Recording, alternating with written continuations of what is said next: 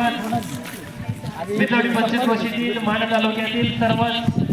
मान्यवरांच्या उपस्थितीमध्ये या ठिकाणी वृक्षारोपण करून आजच्या या संमेलनाची आपण या ठिकाणी सुरुवात करत आहोत. जगद्गुरु तुकोबरायांनी वृक्षवल्लींना पशु पक्षी खऱ्या अर्थानं आपले सोयरे असा जगद्गुरु तुकोबरायांना या वृक्षवल्लीच्या माध्यमातून प्राप्त झालं. तुकामध्ये होय मनाशी संवाद आपुलाची वाद आपुलाची असं जगद्गुरु तुकोबरायांचे तेव्हा कुठंतरी मनाशी संवाद साधला येतो आणि मनातील भावना कागदावरती उमटता येऊ शकते किंवा ती उमटली जाऊ शकते आणि मनातलं कागदावर येण्यासाठी निसर्गाचा आधार घ्यावा लागतो. आणि म्हणूनच आजच्या या पहिल्या राज्यस्तरीय महाराष्ट्र मराठी साहित्य संमेलनाची सुरुवात ही या ठिकाणी वृक्षारोपण करून या ठिकाणी होत आहे. कार्यक्रमाचे प्रमुख उद्घाटक सन्माननीय अरविंदजी मेहता, सन्माननीय संमेलन अध्यक्ष प्राध्यापक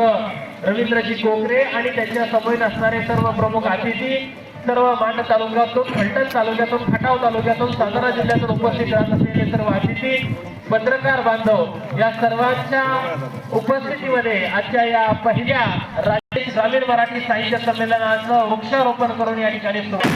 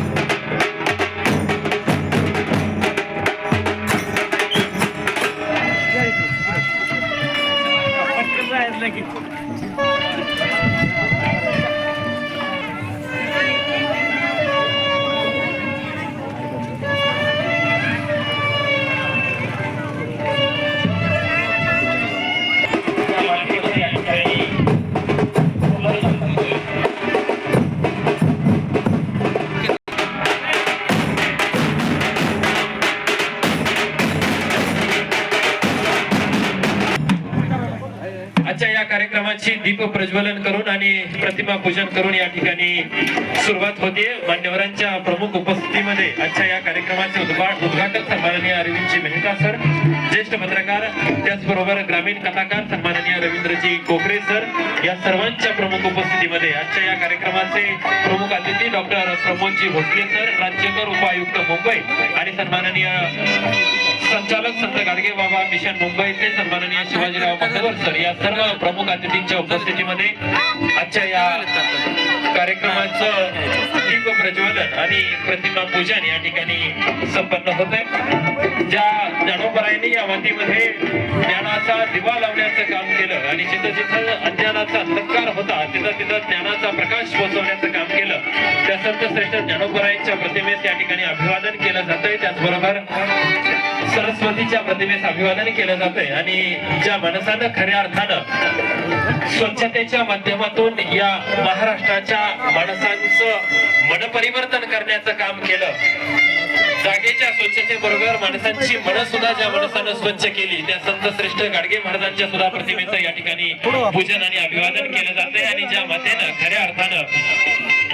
एक असा पुत्र उभा केला त्या हिराई या मातेचा सुद्धा या ठिकाणी तेजत राहावा आणि